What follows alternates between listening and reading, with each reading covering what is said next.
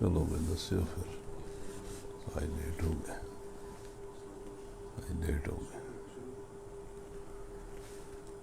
بسم اللہ الرحمن الرحیم السلام علیکم ورحمۃ اللہ وبرکاتہ الحمد للہ رب العالمین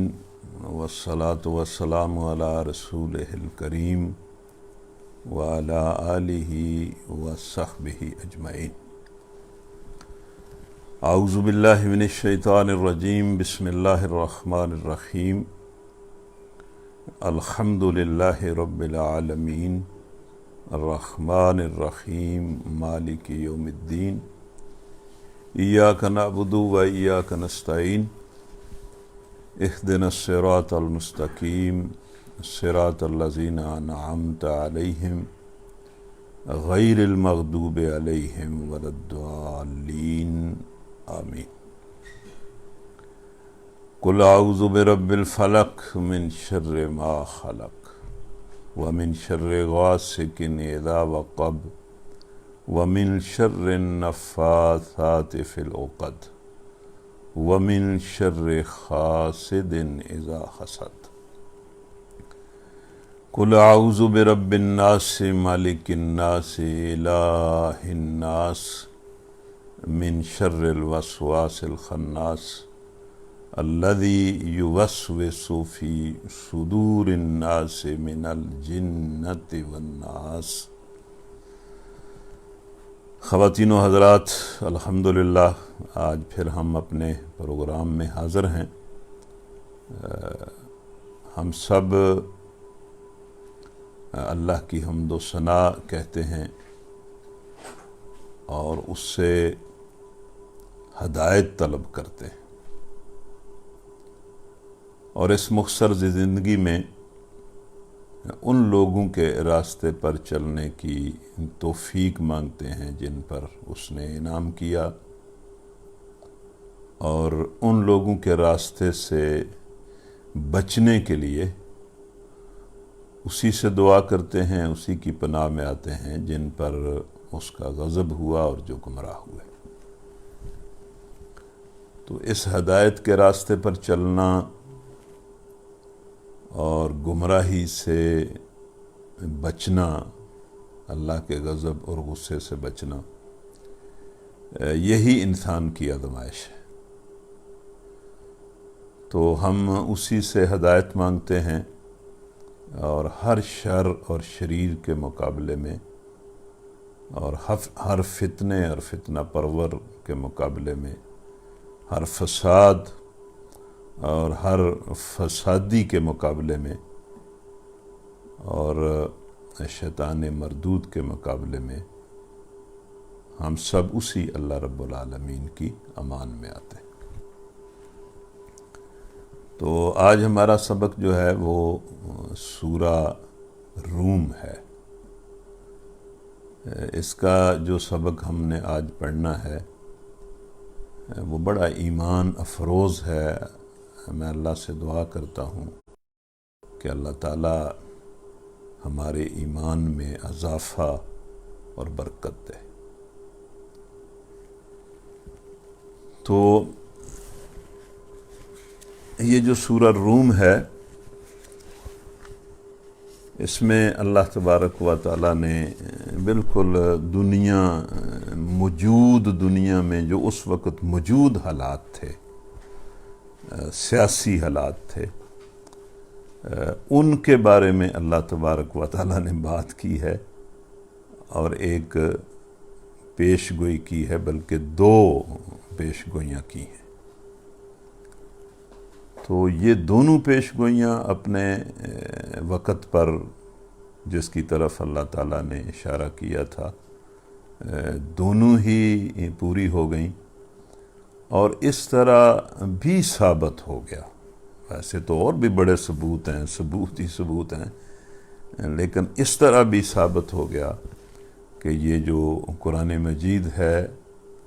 یہ اللہ کا کلام ہے، اور محمد صلی اللہ علیہ وسلم اللہ کے سچے رسول ہیں۔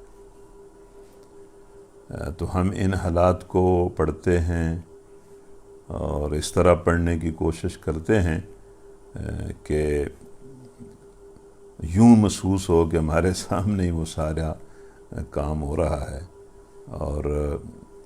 اس طرح پڑھنے کی کوشش کرتے ہیں کہ ہمارے دلوں پر اس کا اثر ہو۔ تو بہرحال اللہ سے دعا ہے، اللہ ہی سے عرض نیاز ہے کہ وہ ہمارے سینوں کو ہدایت کے لیے کھولے اور ہمارے سینوں کو ہدایت کے نور سے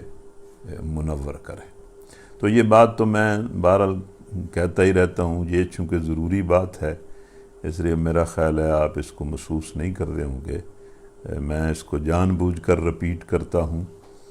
اور رپیٹ کرنے میں کوئی حرج بھی نہیں ہوتا کہ قرآن مجید کو بڑے ادب سے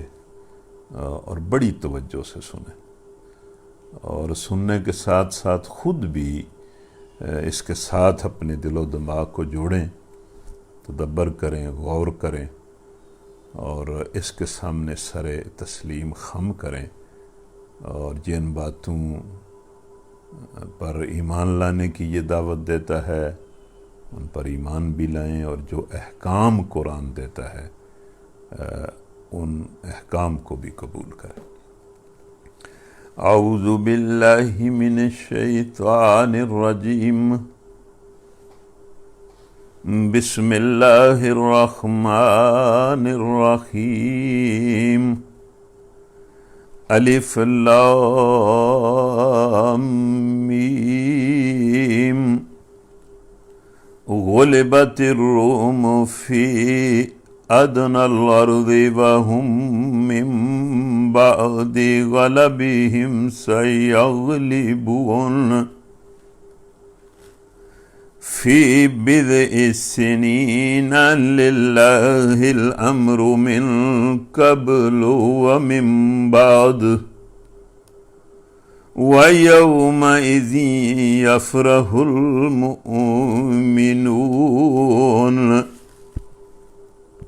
وَيَوْمَئِذٍ يَفْرَحُ الْمُؤْمِنُونَ بِنَصْرِ اللَّهِ يَنْصُرُ مَن يَشَاءُ وَهُوَ الْعَزِيزُ الرَّحِيمُ يَنْصُرُ مَن يَشَاءُ وَهُوَ الْعَزِيزُ الرَّحِيمُ وعد الله لا يخلف الله وعده ولكن أكثر الناس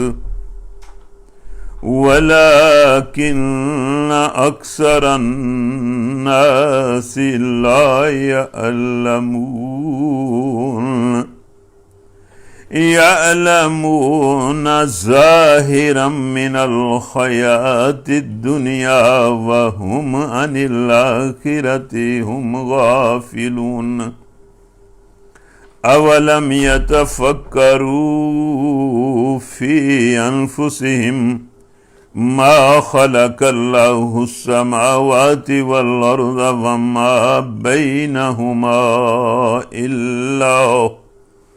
وما بينهما إلا بالحق وأجل مسمى وإن كثيرا من الناس بلقاء ربهم لكافرون أولم يسيروا في الأرض فينظروا كيف كان عاقبة الذين من قبلهم كانوا أشد منهم قوة وأثاروا الأرض وأمروها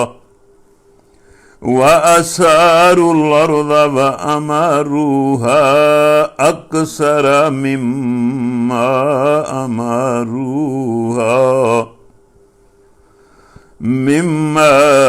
أمروها وجاءتهم رسلهم بالبينات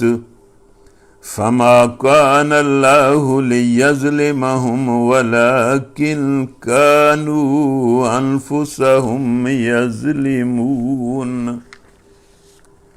ثم كان عاقبة الذين أساءوا السوء أن كذبوا بآيات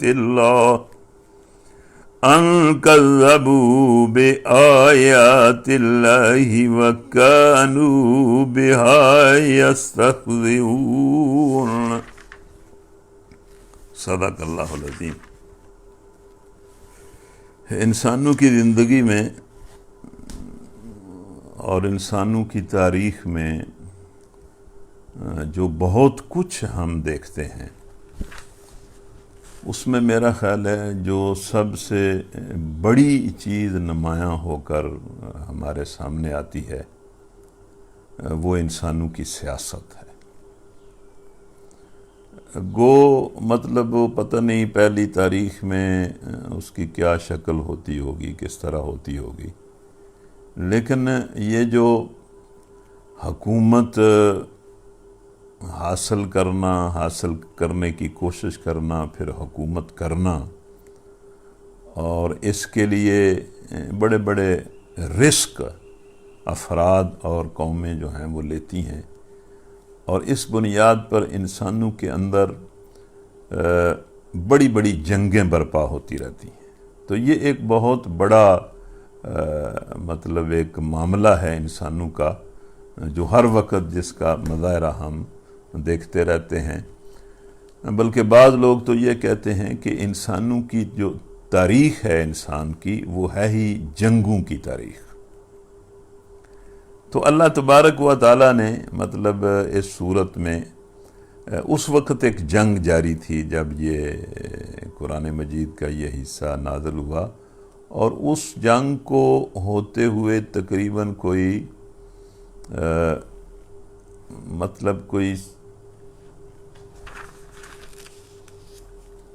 کافی سال اس کو جنگ کو لگے ہوئے ہو گئے تھے، کوئی غالباً 14-15 سال سے وہ جنگ جاری تھی، اور بڑی اس وقت کی دو جو بڑی طاقتیں تھیں ان میں یہ جنگ ہو رہی تھی، روم اور ایران کے اندر۔ تو اس جنگ میں جس وقت یہ آیتیں نازل ہوئیں، اس جنگ میں تقریباً ایران نے روم پر قبضہ کر لیا تھا، اور محسوس اس طرح ہوتا تھا کہ شاید روم کی جو سلطنت ہے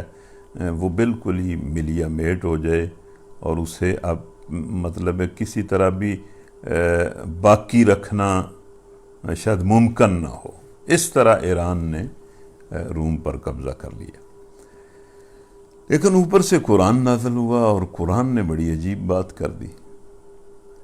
قرآن نے کہا کہ الف لام میم، رومی قریب کی سرزمین میں مغلوب ہو گئے، اور یہ جو عرب کے ساتھ علاقہ تھا، اردن کا، شام کا، فلسطین کا، اس علاقے پر بھی مکمل طور پر ایرانیوں کا قبضہ ہو چکا تھا، اور ایرانی مسلسل فتوحات کرتے چلے جا رہے تھے۔ تو دیکھیں اللہ تعالیٰ اس وقت کی جو سیاست ہے اس کی بات کرتا ہے، اور اللہ فرماتا ہے کہ رومی قریب کی زمین میں مغلوب ہو گئے ہیں، اور ساتھ ہی فرماتا ہے وہ اور اپنی اس مغلوبیت کے بعد چند سال کے اندر وہ غالب ہو جائیں گے۔ یہ پیشن گوئی بھی ساتھ ہی قرآن کر دیتا ہے، اور ساتھ ہی اللہ فرماتا ہے کہ اللہ ہی کا اختیار ہے پہلے بھی اور بعد میں بھی۔ مطلب پہلے جو ایرانی غالب آئے ہیں وہ کوئی اللہ سے بڑھ کر غالب نہیں آئے، یہاں اس پوری کائنات میں، انسانوں کی دنیا میں بھی اللہ ہی کا حکم چلتا ہے۔ ٹھیک ہے، اللہ تعالیٰ نے انسانوں کو ایک دائرے کے اندر اختیار دیا ہے، لیکن اس اختیار وہ بھی اختیار لیمیٹڈ ہے، اور اس میں بھی اللہ تعالیٰ کی جو مشیت ہوتی ہے اور اس کا اذن ہوتا ہے، اور اس کی مشیت اور اذن کی بنیاد پر اسی کا امر اور حکم جو ہے وہ انسانوں کی زندگی میں بھی نافذ ہوتا ہے۔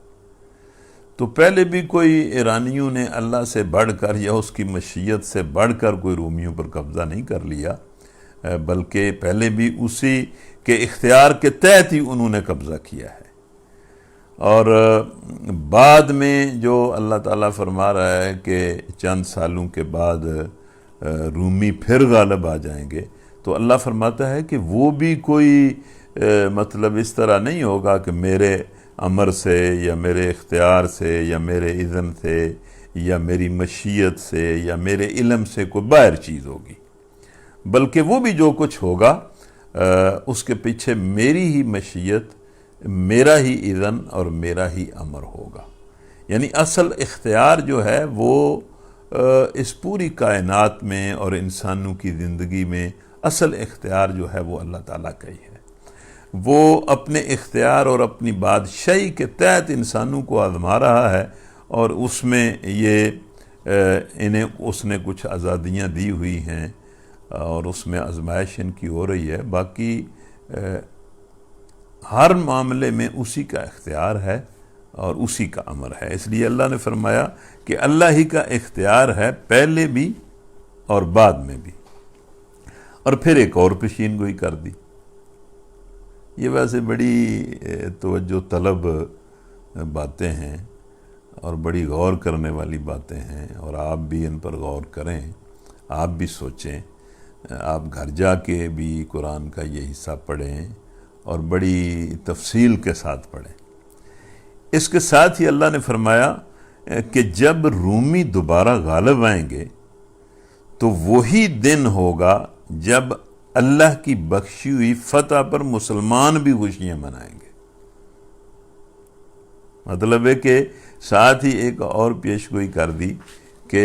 اس وقت مسلمانوں کو فتح حاصل ہوگی اور مسلمان بھی اپنی فتح پر خوشیاں منائیں گے۔ اور مسلمانوں کے معاملے میں تو اللہ تعالیٰ نے فرمایا کہ اللہ نصرت عطا فرماتا ہے جسے چاہتا ہے۔ مطلب یہ کہ مسلمانوں کی اللہ مدد کرے گا، اور اللہ کی مدد کے تحت انہیں فتح حاصل ہوگی، اور اللہ جس کی چاہتا ہے اس کی مدد کرتا ہے،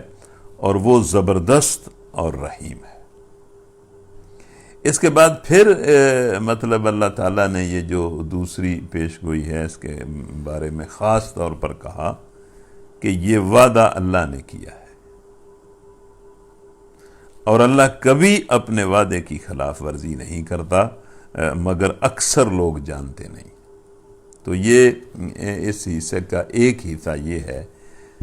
اس کو ہم پہلے سمجھنے کی کوشش کرتے ہیں، پھر اس کے بعد جو اگلی آیتیں میں نے پڑھی ہیں اگر ٹائم ہوا تو پھر ان پر تھوڑا نظر ڈال لیں گے کہ ان آیتوں کا ان آیتوں سے کیا تعلق ہے، اور اللہ تعالیٰ نے پھر اس کو بنیاد بنا کر اگلی آیتوں میں انسان کو کیا سمجھایا ہے۔ تو مطلب یہ بڑا ویسے بہت ہی سبق آموز اور بہت ہی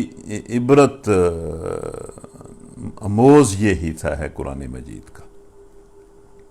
واقعہ کچھ اس طرح ہے، یہ اس کی جو پچھلی ساری کہانی ہے وہ میں آپ کے سامنے دہرانے کی کوشش کرتا ہوں۔ واقعہ اس طرح ہے کہ نبی صلی اللہ علیہ وسلم کی عمر جب تقریباً 32 سال تھی، یعنی ابھی ان کے کندھوں پر نبوت کا بوجھ نہیں ڈالا گیا تھا، بعثت نہیں ہوئی تھی، یعنی بعثت سے 8 سال پہلے روم کے اندر ایک بغاوت ہوئی۔ یہ بغاوتیں ہوتی رہتی ہیں، ظاہر ہے ایک دوسرے سے لوگ جو ہیں وہ حکومتیں چھینتے رہتے ہیں، یعنی ملکوں کے اندر بھی بغاوتیں ہوتی رہتی ہیں، اور باہر بھی کی قومیں بھی جو ہیں وہ حملے کرتی رہتی ہیں، اور اس طرح کے معاملات تو انسانوں کے اندر ہوتے رہتے ہیں۔ ویسے یہ جو حکومت سازی ہے، حکومت بنانا ہے، یہ حکومتیں تو تلوار سے ہی بدلتی رہی ہیں اور جنگوں سے ہی بدلتی رہی ہیں، لیکن یہ کچھ عرصے سے مطلب ایک قوم کے اندر وہ کوئی حکومت نہیں بدلتی، وہ کوئی انقلاب نہیں آتا۔ انقلاب تو جب بھی آئے گا اسی تلوار کے ذریعے آئے گا۔ کوئی قوم دوسری قوم پر قبضہ کرے گی تو یہ جنگ کے علاوہ اس کا کوئی اور طریقہ نہیں ہے، یا کوئی نظریہ دوسرے نظریے کو بالکل جو ہے وہ ملیہ میٹ کر دے گا تو وہ بھی تلوار کے بغیر نہیں ہوگا۔ یہ جو کچھ عرصے سے انسانوں نے یہ جو الیکشن کا اور انتخاب کا طریقہ اختیار کیا ہے، یہ کوئی انقلاب نہیں ہے، یہ تو کسی قوم کے اندر مطلب انتظامی تبدیلی کی ایک ارینجمنٹ ہے،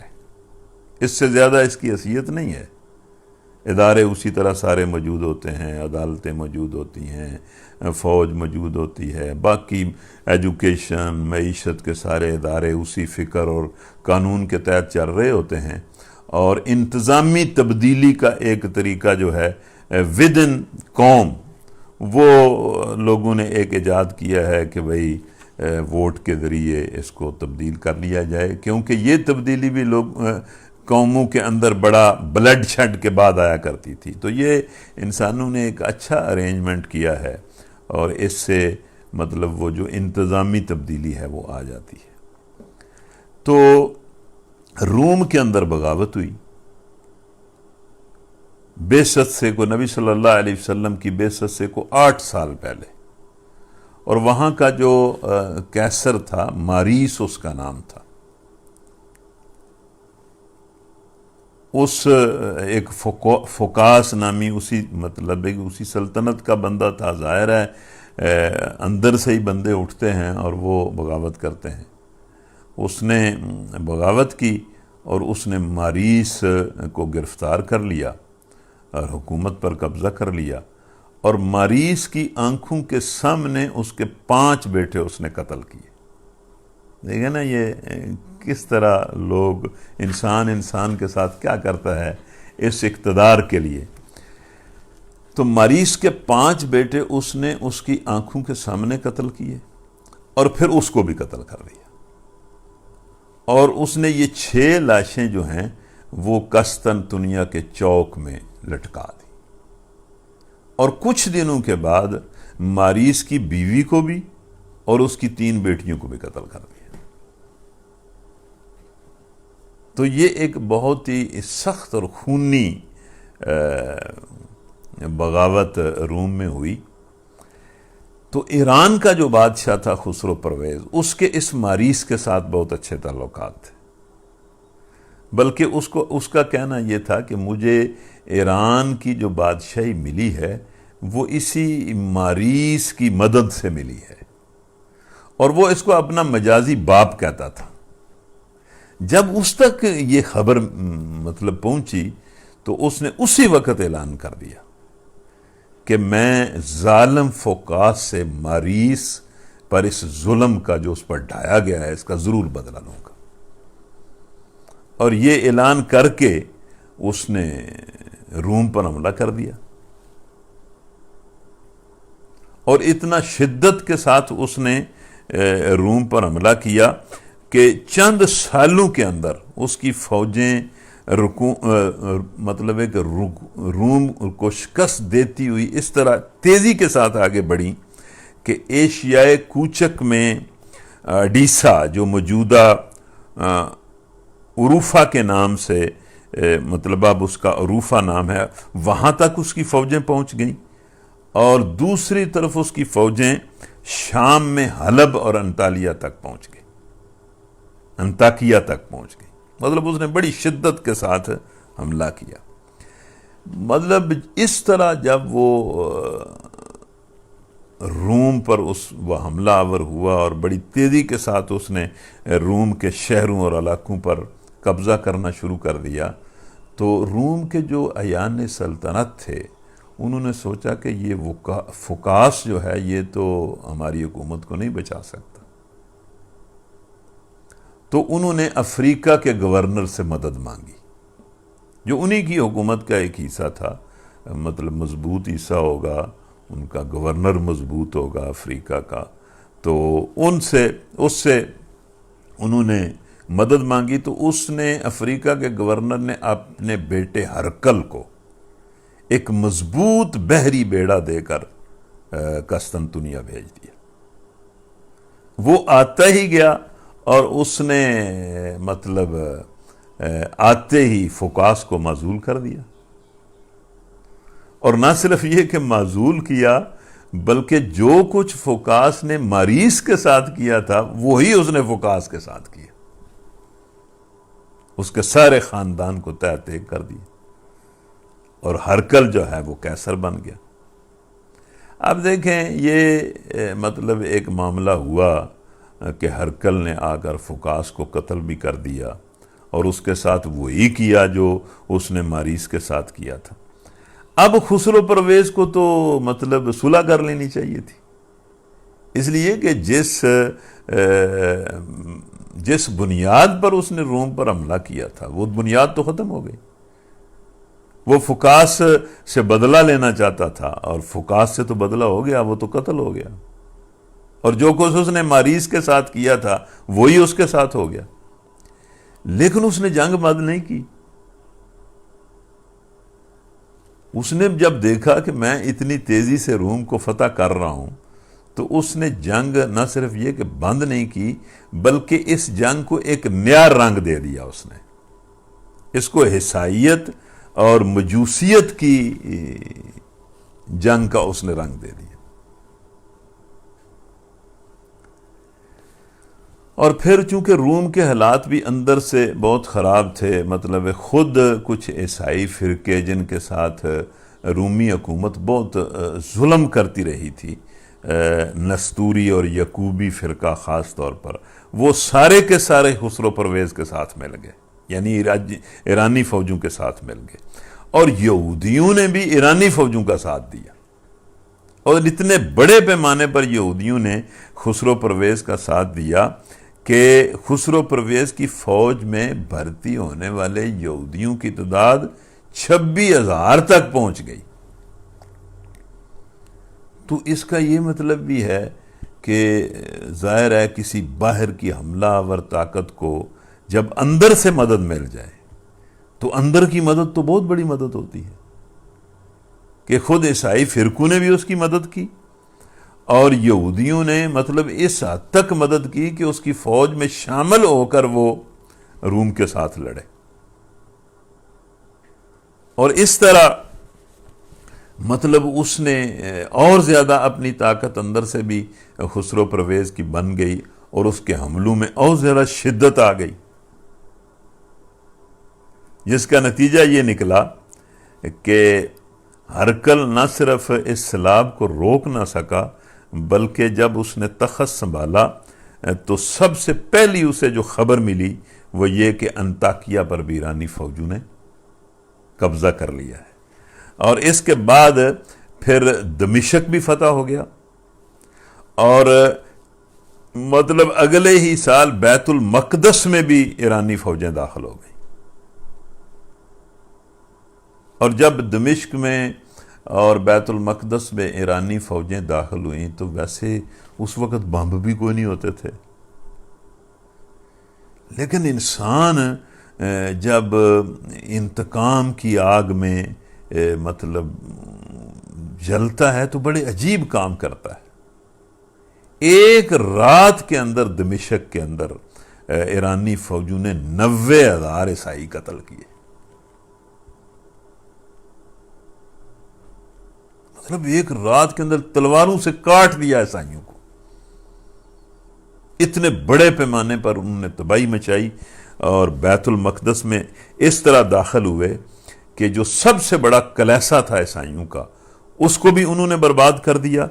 اور جو اصلی صلیب تھی جس کے بارے میں عیسائیوں کا عقیدہ یہ تھا کہ اسی صلیب پر عیسیٰ علیہ السلام کو پھانسی دی گئی تھی، اس صلیب کو بھی وہاں سے اٹھا لیا، اور اس صلیب کو اپنے ملک میں مدائن میں انہوں نے منتقل کر دیا، اور بیت المقدس کا جو بڑا مطلب لاٹ پادری زکریا تھا اس کو بھی انہوں نے ایرانیوں نے گرفتار کر لیا، اور مکمل طور پر بیت المقدس پر بھی ان کا قبضہ ہو گیا۔ اور پھر اگر آپ سن رہے ہیں تو یہ بڑی ایک عجیب تاریخ ہے کہ خسرو پرویز نے بیت المقدس کے صحن میں بیٹھ کر ہرکل کو خط لکھا، جو روم کا کیسر تھا اور جو روم کا ایک لحاظ سے بادشاہ تھا، جس نے فقاس کو تو قتل کر دیا تھا، لیکن وہ اب خسرو پرویز کا مقابلہ کر رہا تھا، اس کو اس نے خط لکھا۔ اس خط کے الفاظ سنیں، اللہ کرے آپ سن رہے ہوں۔ اس نے لکھا کہ سب خداؤں سے بڑے خدا، تمام روح زمین کے مالک، خسرو پرویز کی طرف سے اس کے کمینے، بے عقل اور بے شعور بندے ارکل کے نام۔ یہ اس نے ہیڈنگ لکھی، یعنی اپنے آپ کو اس نے لکھا کہ میں سارے خداؤں سے بڑا خدا ہوں اور تمام روح زمین کا مالک میں ہوں، اور اپنے آپ کو یہ خطاب دے کر اس نے لکھا کہ خسرو پرویز کی طرف سے اس کے کمینے اور بے شعور بندے ارکل کے نام۔ دیکھیں، جب تکبر سے سر میں آواز چڑھتی ہے تو بندہ کیا کچھ اپنے بارے میں سمجھتا ہے۔ اور پھر اس نے لکھا کہ ارکل، تو کہتا ہے کہ تجھے اپنے رب پر بھروسہ ہے، کیوں نہ تیرے رب نے یروشلم کو میرے ہاتھ سے بچا لیا؟ مطلب اس بیت المقدس کو کیوں نہ تیرے رب نے میرے ہاتھ سے بچا لیا؟ اور پھر اس بہت بڑی فتح کے بعد پھر اس نے فوجیں چڑھائیں، اور اس فتح کے 1 سال کے بعد ایرانی فوجیں اردن، فلسطین کو مکمل طور پر انہوں نے فتح کر لیا، اور ان کی فوجیں حدود مصر تک جا پہنچی۔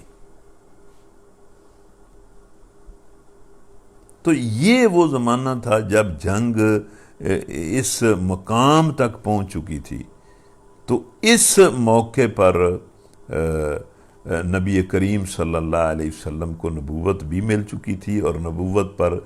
نبوت کے کچھ سال بھی گزر چکے تھے، اور اس اعتبار سے پھر بالکل پڑوس میں عرب کا جو ایریا تھا، جو ایک قبائلی ایریا تھا، وہ اس طرح کوئی منظم حکومت نہیں تھی جس طرح روم کی حکومت تھی اور ایران کی حکومت تھی، لیکن بہرحال عرب کے اس قبائلی علاقے میں جہاں اللہ کا حرم تھا، اللہ کا گھر تھا، وہاں بھی ایک جنگ شروع ہو چکی تھی۔ ظاہر نبی صلی اللہ علیہ وسلم آ چکے تھے، انہوں نے اپنی دعوت کا آغاز کر دیا ہوا تھا، اور مشرکین مکہ، قریش اور نبی صلی اللہ علیہ وسلم کے درمیان ایک جنگ جاری تھی، اور وہ بھی جنگ کوئی اتنی نرم جنگ نہیں تھی، اس میں بھی بڑی شدت سی۔ مشرکین مکہ نبی صلی اللہ علیہ وسلم پر اور ان کے ساتھیوں پر بڑا ظلم کر رہے تھے، بلکہ ان دنوں ظلم اس انتہا کو پہنچ چکا تھا کہ نبی صلی اللہ علیہ وسلم کی اجازت سے کچھ صحابہ جو ہیں وہ حبشہ چلے گئے تھے۔ تو جب اس طرح مطلب روم کو فتح ہوئی تو وہاں جو عرب کے اندر جنگ جاری تھی، اس میں مطلب مشرکین مکہ بڑے خوش تھے کہ دیکھو ہمارے پڑوس میں کیا ہو رہا ہے، کہ جو لوگ اللہ پر ایمان نہیں رکھتے، آگ کو پوجتے ہیں اور شرک کرتے ہیں تمہارے نظریے کے مطابق، انہوں نے ان لوگوں کو اتنی بڑی شکست دے دی ہے جو اللہ پر ایمان رکھتے ہیں، رسولوں پر ایمان رکھتے ہیں، کتابوں پر ایمان رکھتے ہیں۔ ظاہر ہے عیسائی جو ہے وہ تو حضرت عیسیٰ علیہ السلام کو مانتے تھے، گو ان کے اندر بڑے شرک پیدا ہو گئے تھے، بڑی خرابیاں پیدا ہو گئی تھیں، لیکن وہ توحید کے بھی قائل تھے، اور ایک حد تک مطلب توحید کو ہی اصل دین سمجھتے تھے، اور پھر اس کے بعد وہ رسالت کے بھی قائل تھے، آخرت کے بھی قائل تھے۔ تو قدرتی طور پر مطلب اس جنگ میں جو روم اور ایران کی جنگ تھی، اس میں مسلمانوں کی ہمدردیاں یہ روم کے ساتھ تھیں، اور مشرکین مکہ کی ہمدردیاں جو ہیں یہ ایران کے ساتھ تھیں۔ تو جب اس طرح ایران جو ہے اس کو قبضہ ہوا تو مشرکین مکہ نے بغلیں بجائیں، مذاق اڑایا اور باتیں کی۔ اب دیکھیں ان حالات میں یہ سورہ روم نازل ہو گئی، اور ایک بندہ جو اللہ نے پیدا کیا ہے دنیا میں، اس نے ہر موقع پر کمال کیا ہے۔ جس کا نام ابو بکر صدیق تھا۔ جب یہ آیتیں نازل ہوئیں جن میں اللہ تعالیٰ نے مطلب یہ پیش گوئی کی کہ روم بھی غالب آ جائے گا چند سالوں کے بعد، اور مسلمانوں کو بھی فتح کی خوشی ہوگی، حالانکہ اس وقت مسلمانوں کی حالت مکہ میں بالکل اس طرح کی دور دور کوئی آثار ہی نہیں تھے، نہ ایران کے مطلب روم کے غلبے کے آثار تھے، اور نہ مسلمانوں کے لیے کسی فتح کا کوئی امکان دور دور تک نظر ہی نہیں آتا تھا۔ اوپر سے قرآن نازل ہو گیا۔ تو ایمان تو سارے صحابہ کا بے مثال ہے، لیکن ابو بکر صدیق کے کیا کہنے۔ جب یہ آیتیں نازل ہوئیں تو ابو بکر صدیق اٹھے اور بازار میں اور مطلب جہاں مشرکین مکہ سردار تھے وہاں جا کر یہ آیتیں پڑھنی شروع کر دی، اور کہا کہ بغلیں نہ بجاؤ، خوشیاں نہ مناؤ، یہ دیکھو قرآن کیا کہتا ہے، یہی ہوگا جو قرآن کہتا ہے۔ تو وہ سردار ابو بکر صدیق سے الجھنے لگے کہ کس طرح یہ ہوگا۔ ابو بکر صدیق نے کہا، اس وقت جوے کو حرام ابھی نہیں کیا گیا تھا، ابو بکر صدیق نے کہا کہ مجھ سے شرط باندھ لو۔ اور ابی بن خلف جو ایک سردار تھا، اس نے اور ابو بکر صدیق کی شرط طے ہو گئی کہ 3 سال میں اگر روم غالب آ گیا تو ابی نے کہا کہ میں تجھے 10 اونٹ دے دوں گا، اونٹنیاں دے دوں گا، اور اگر 3 سال میں روم غالب نہ آیا تو پھر مجھے 10 اونٹنیاں دینی پڑیں گی۔ یہ شرط باندھ کر ابو بکر صدیق جو ہے وہ آگے اور نبی صلی اللہ علیہ وسلم کو بتایا کہ اے اللہ کے رسول، قرآن نازل ہوا ہے، میں قرآن پر پورا ایمان رکھتا ہوں، اور میں نے تو یہ شرط ان سے لگا لی۔ نبی صلی اللہ علیہ وسلم نے فرمایا ابو بکر تم بھی کمال آدمی ہوگا تو وہی جو قرآن میں آیا ہے، لیکن یہ جو بضع سنین کا لفظ ہے یہ تو 10 سے کم کے حصے کے لیے بولا جاتا ہے، یہ 3 سال کے لیے تو نہیں بولا جاتا۔ تو 3 سال کی شرط لگا کے آ گیا ہے، واپس جا اور ان سے بات کر کہ بھئی اونٹوں کی تعداد 100 کر لو اور سال 9 کر لو، 10 کر لو۔ ابو بکر صدیق پھر ان کے پاس گئے اور انہوں نے بڑی خوشی سے مان لیا، انہوں نے کہا کہ 9 سال میں کیا ہو جائے گا، 10 سال میں کیا ہو جائے گا۔ اور پھر شرط ابی بن خلف اور ابو بکر کے درمیان یہ لگ گئی کہ اگر 10 سال میں رومی غالب نہ آئے اور مسلمانوں کو کوئی فتح نصیب نہ ہوئی تو میں 100 اونٹ، ابو بکر صدیق نے کہا تجھے دے دوں گا، اور اگر رومی بھی غالب آ گئے اور مسلمانوں کو بھی فتح ہوئی تو پھر 100 اونٹ مجھے دینا۔ تو یہ شرط لگ گئی، اور پھر وقت نے گزرنا شروع کر دیا، اور پھر کئی سال گزر گئے، اور پھر جو ہے وہ ایران جو ہے وہ آگے بڑھتا گیا، آگے بڑھتا گیا، آگے بڑھتا گیا۔ مصر کو ایران نے مکمل فتح کر لیا، طرابلس میں جا کر ایرانی فوجوں نے ڈیرے ڈال لیے، اور یہاں تک خسرو پرویز کی فوجیں جو ہیں وہ آگے بڑھیں کہ قسطنطنیہ جو روم کا دارالخلافہ تھا اس کے بالکل ساتھ ایک شہر تھا خلقدون، وہاں پر جو ہے وہ ایرانی فوجوں نے جھنڈے گاڑ دیے، اور یہ اشارہ دے دیا کہ اب یہ قسطنطنیہ بھی ہم سے نہیں بچے گا۔ اور پھر مطلب جب یہ محسوس ہوا ہرقل کو، تو ہرقل کو تو سمجھ آ گئی کہ اب تو میں کسی طرح نہیں بچ سکتا۔ تو اس نے بڑی عاجزانہ ایک درخواست کی خسرو پرویز سے، اور اس نے کہا کہ میں ہر قسم کی شرائط کے ساتھ صلح کرنا چاہتا ہوں۔ مطلب جو روم کا بادشاہ تھا اس نے بڑی عاجزانہ، بڑی منت سماجت کے ساتھ درخواست کی کہ میں ہر شرط پر صلح کرنا چاہتا ہوں. لیکن اس کا جواب اس نے خسرو پرویز نے کیا دیا؟ اس نے کہا اب میں کیسر کو اس وقت تک امان نہیں دوں گا جب تک وہ زنجیروں میں باندھ کر میرے سامنے پیش نہ کر دیا جائے. اور اپنے خدائے مصلوب کو چھوڑ کر خداوند آگ کی بندگی نہ اختیار کر لے. مطلب میں اس کو چھوڑوں گا نہیں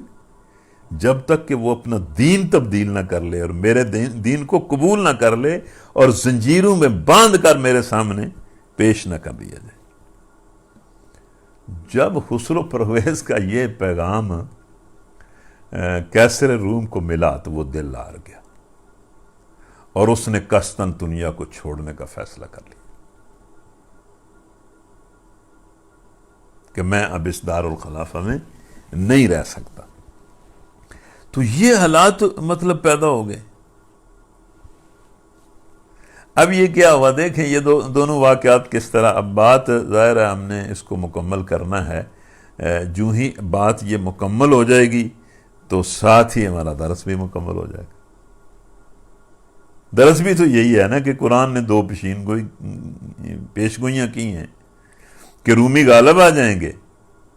اور مسلمانوں کو فتح ہوگی اور وہ خوشیاں منائیں گے. اب جب یہ ہرکل نے فیصلہ کر لیا کہ میں قسطنطنیہ کو چھوڑ دوں گا, وہ قسطنطنیہ سے نکلا اور دور اپنی حکومت کے ایک علاقے کی طرف آذربائیجان اور آرمینیا کی طرف جو ہے وہ چلا گیا. اور جس وقت قسطنطنیہ کو ہرکل نے چھوڑا یہ وہی سال تھا جس سال نبی صلی اللہ علیہ وسلم نے مکہ کو چھوڑا اور مدینہ چلے گئے. مطلب یہ ایک سال میں ہوا. ہرکل نے قسطنطنیہ چھوڑ دیا اور نبی کریم صلی اللہ علیہ وسلم کے ساتھ معاملہ اللہ کی رضا کا اور اس کی قدرت کا یہ ہوا کہ انہیں اللہ تعالیٰ نے ہجرت کا حکم دے دیا اور وہ مدینہ پہنچ گئے. ہرکل نے وہاں جا کر فوجیں اکٹھی کی اور اپنے ملک کے پادریوں سے پیسہ مانگا جو انہوں نے سود پر اسے دیا. یعنی عیسائیت کو بچانے کے لیے پادریوں نے پیسہ جو ہے وہ سود پر ہرکل کو دیا. تو اس نے بہرحال اپنے وسائل کو بھی اکٹھا کیا اور اپنے لوگوں کو بھی اکٹھا کیا اور اس نے ایران کی پشت سے اس پر پہلا حملہ کر دیا اور پہلے حملے میں کامیاب ہو گیا. دوسرا حملہ اس نے کیا آذربائیجان میں گھس کر اس شہر پر اس نے حملہ کیا جو شہر زرتشت کا مولد جس کو ایرانی کہتے تھے کہ یہاں زرتشت پیدا ہوا تھا اور وہاں پر ان کا بہت بڑا آتش کدہ تھا. اس دوسرے حملے میں ہرکل نے ان کے اس آتش کدے کو بالکل اس کی اینٹ سے اینٹ بجا دی, اس کو برباد کر کے رکھ دیا. اسے دوسری فتح ہوئی. اور جب ایران کے اندر ایرانیوں کا آتش کدہ ہرکل کے ہاتھوں جل رہا تھا تو میدان بدر میں محمد صلی اللہ علیہ وسلم کو فتح حاصل ہو رہی تھی. ایک ہی سال میں دونوں کام ہوئے. ادھر اس نے ان کا آتش کدہ اڑا کر رکھ دیا اور ادھر محمد صلی اللہ علیہ وسلم نے قریش کے بڑے بڑے سرداروں کی گردنیں کاٹ دی اور انہیں نبی صلی اللہ علیہ وسلم کو تاریخی فتح ہوئی اور مشرکین مکہ کو تاریخی شکست ہوئی. اس کے بعد پھر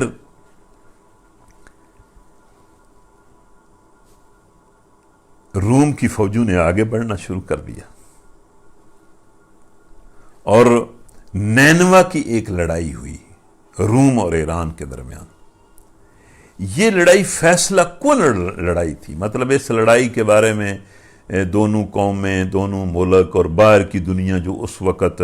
یہ ہونے والا تماشا دیکھ رہی تھی. سب کو پتا تھا کہ یہ جو لڑائی، اس جنگ میں جو جیت گیا وہ جیت جائے گا. تو نینوا کی فیصلہ کن لڑائی میں رومیوں نے ایرانیوں کی کمر توڑ کر رکھ دی. اس بہت بڑی جنگ کے اندر ہرقل کو فتح ہوئی، رومیوں کو فتح ہوئی، اور بالکل مطلب ایرانیوں کی کمر بالکل ٹوٹ گئی. اور پھر دیکھیں، ایک وقت وہ تھا جس کو زیادہ عرصہ نہیں گزرا کہ خسرو پرویز کی فوجیں قسطنطنیہ کے کنارے پر جا بیٹھی، جو روم کا دارالسلطنت تھا. اور اب نینوا کی اس فتح کے بعد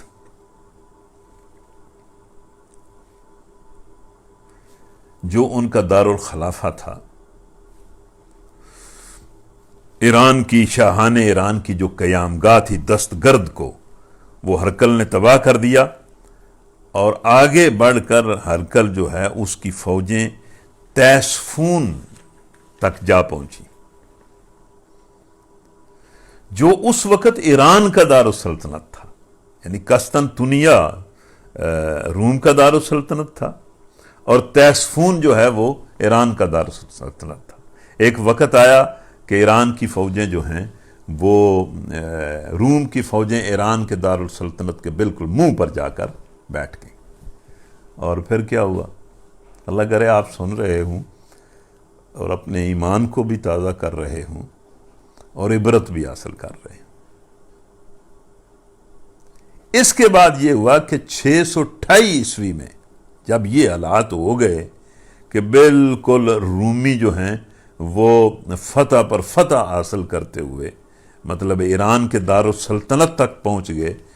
تو عین اس وقت 628 میں خسرو پرویز کے خلاف گھر میں بغاوت ہوئی. یعنی جو ایران کا بادشاہ تھا اس کے گھر میں بغاوت ہوئی. وہ جو بیت المقدس کے سین میں بیٹھ کر جس نے یہ خط لکھا کہ سارے خداؤں سے بڑے خدا اور روح زمین کے مالک، خسرو پرویز کی طرف سے کمینے ہرقل کے نام. یہ جملہ جس خسرو پرویز نے لکھا تھا نا، اس کے گھر میں بغاوت ہوئی، وہ قید کر دیا گیا، اور اس کی آنکھوں کے سامنے اس کے 18 بیٹے قتل کر دیے گئے. ایک نہیں، دو نہیں، تین نہیں، 18 بیٹے خسرو پرویز کے اس کی آنکھوں کے سامنے قتل کر دیے گئے، اور اس کو جیل میں پھینک دیا گیا. اور وہ چند روز میں،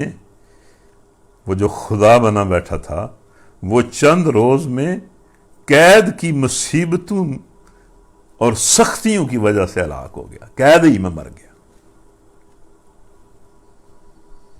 اور جس وقت خسرو پرویز کی سانس اکھڑی ہوئی تھی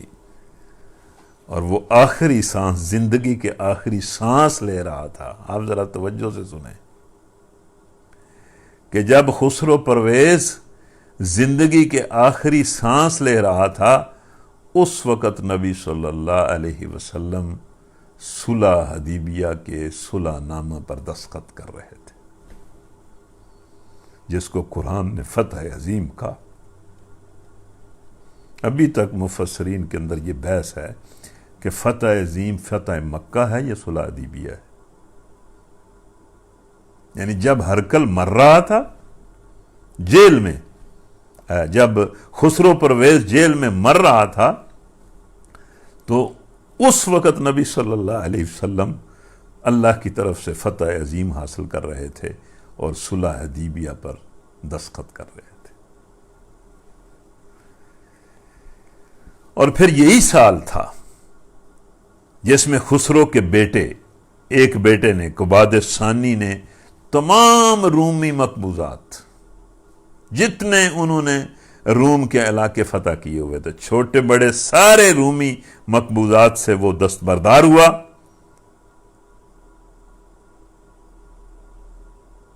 اور اصلی سلیب جو وہ وہاں سے لے آئے تھے،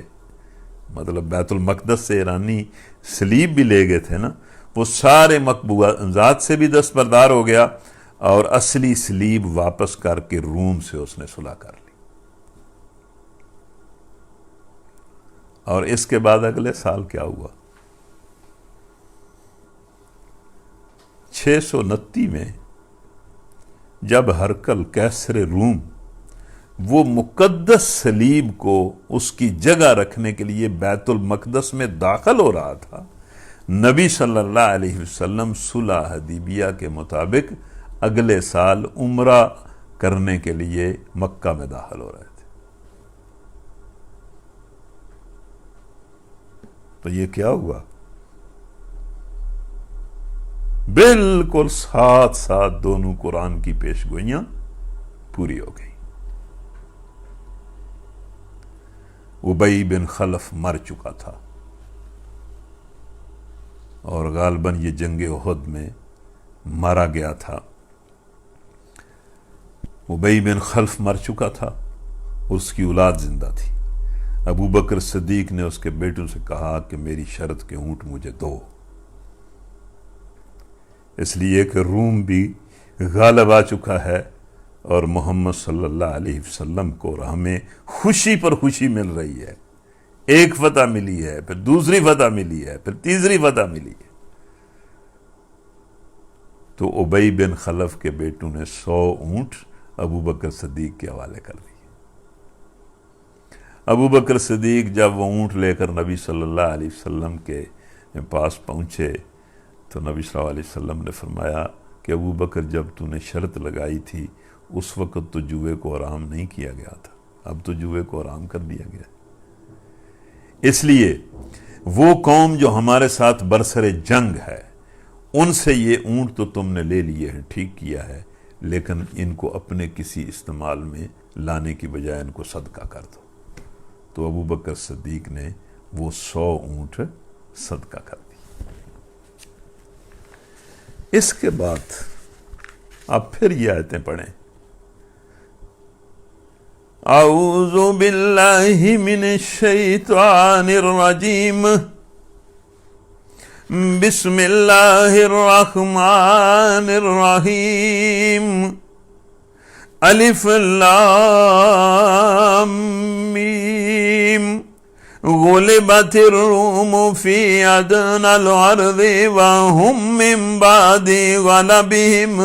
سيغلبون فی بضع سنین للہ الامر من قبل ومن بعد وَيَوْمَئِذٍ يَفْرَحُ الْمُؤْمِنُونَ. بالکل پڑھیں، آپ کو ساری سمجھ آ رہی کہ رومی مغلوب ہو گئے ہیں، چند سالوں میں پھر غالب آ جائیں گے. اور دیکھیں ابو بکر صدیق کا ایمان کہ جو ہی یہ آیتیں نازل ہوئیں وہ دوڑ کر سرداروں کے پاس گئے اور انہوں نے کہا کہ خوشیاں نہ مناؤ، بغلے نہ بجاؤ، یہ باتیں نہ کرو کہ ادھر مشرک جو ہیں وہ غالب آ گئے ہیں اور ادھر بھی مشرک غالب آ جائیں گے. اور پھر جو کچھ ہوا آپ نے سنا. آپ اس کہانی کو مزید بھی پڑھیں. بِنَصْرِ اللَّهِ يَنْصُرُ مَن يَشَاءُ وَهُوَ الْعَزِيزُ الرَّحِيمُ. مسلمانوں کو فتح حاصل ہوگی اللہ کی مدد کی بنیاد پر، اور اللہ جس کی چاہتا ہے مدد کرتا ہے، اور وہ غالب ہے اور رحم کرنے والا ہے، اور حق کی مدد کرنے پر وہ پوری طرح قادر ہے، اور حق کی مدد اس کی رحمت کا نشان بھی ہے. وعد اللہ لا یخلف اللہ وعدہ ولکن اکثر الناس لا یعلمون. یہ اللہ کا وعدہ ہے اور وہ اپنے وعدے کے خلاف نہیں کرتا، اور اس نے وعدے کے خلاف نہیں کیا، لیکن اکثر انسان بات کو سمجھتے نہیں.